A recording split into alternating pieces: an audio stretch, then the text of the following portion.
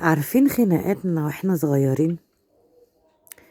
يعني دايما كنت بتخانق مع امي مثلا، اقول لها حاجات كتير، يعني مش فاكرة خناقات معينة اوي، بس كانت معظم الخناقات من جوايا مش عايزة ابقى شبهها. ليه؟ ما اعرفش بصراحة يعني. بس مش عايزة اعمل حاجات كتير، مثلا سيف الاكل، سيف النظافة، سيف الخروج، في حاجات كتيرة اوي. مع مرور الوقت لما الواحد اتجوز وخلف، اكتشفت ان انا بقيت بعمل حاجات كتيرة زيها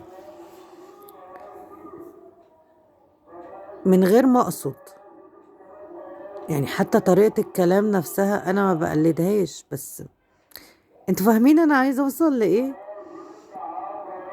اوقات كتيرة انت ما تبقاش عايز حاجة وانت صغير، لما بتيجي تكبر بتعملها غصب عنك من غير ما تحس، وما تبقاش انت عايز تعملها. انتوا فاهمين انا عايزة اقول ايه؟ مين فينا ما عملش دوت؟ ومين ما مرش بالتجربة دي؟